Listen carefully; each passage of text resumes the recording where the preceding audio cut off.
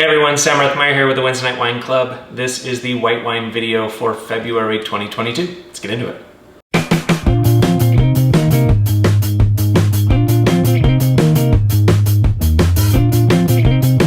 Really excited to talk about the white wine for February. This is Domaine du Oliveira Lecestre. Excuse my French. If you are French watching this, don't hate me. This is the 2019 Chablis. The Domaine was essentially started in 1965.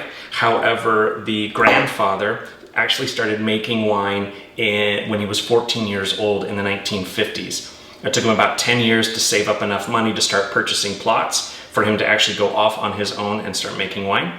He's kind of semi-retired now, and his son-in-law, daughter, granddaughter have all taken over, which is really great in Chablis because female winemakers that has not been a thing for forever. It was an area that was very entrenched in this. It's the men that do this and the women stay in and still cook and raise babies. That mentality is changing a lot, which is really fun to see in Chablis. And this is arguably one of the better examples I've ever had. So what's important about Chablis? Why does Chablis matter? Well, Chablis has a soil type there called Kimmeridgian limestone. It is a limestone that is, no pun intended, chock full of fossilized seashells. This used to be part of the ocean floor. It was pushed up during one of the epochs where all of the soil changed. So while it is very far away from the coast, these wines have this crazy saline quality that you find almost nowhere else in the world. There is a little bit of Kimmeridgian limestone in Sancerre and Pouilly-Fumé, as well as in the southern tip of Champagne, an area called the Aube. These wines all have similarities with that minerality and a little bit of that saline quality, but obviously Sauvignon Blanc in Sancerre and Pouilly-Fumé, and then sparkling wine made in the Aube. I love these wines because you can't replicate what this tastes like anywhere else in the world. So we think about Chardonnay as they tend to be richer or rounder expressions. Rombauer has really done a number for us thinking that these wines are oaky with that vanilla butter bomb. Chablis is the polar opposite of that. And in fact, when I used to work in the restaurants, I often would get guests that would say, look, I hate Chardonnay, but I really like Chablis, not realizing that Chardonnay is what makes Chablis. Okay, enough talking, let's taste.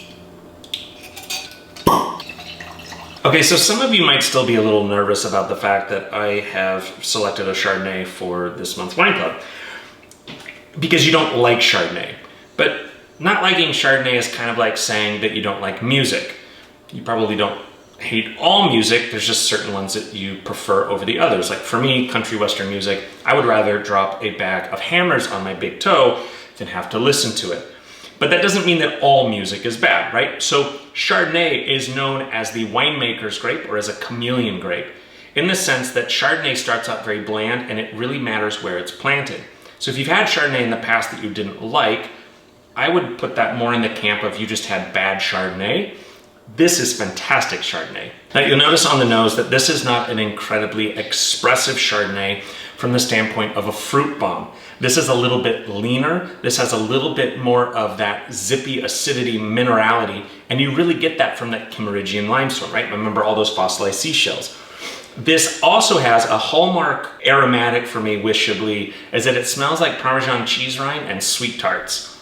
Had no idea that that was a combo that I would ever like, but it is fantastic and it's one of my favorite components about these wines. So you'll notice right on the nose, it smells salty. It smells like this should have been grown along the coast of an ocean, but it's far inland. It's that, again, crazy limestone, Kimmeridgian limestone. You get a little bit of white flower. There's that kind of green apple, lemon, but there's not much else. And that's okay. This is a wine that is lean on the nose, but super expressive on the palate. So let's take a taste. You really do get that cheese rind, which creates that texture on your palate. If you've ever bitten into really great Parmesan cheese, it kind of coats your mouth while also bringing in this crazy acidity. The sweet tarts, a little bit of that white flower, green apple, lemon, but this is all about that minerality. This is a lean wine. This is a wine that is fantastic as a food pairing, but also as an aperitif because of that leanness.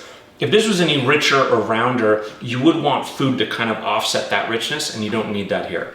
Now, if you are gonna pair this with food, first and foremost, oysters. Oysters, oysters, oysters. An incredible pairing.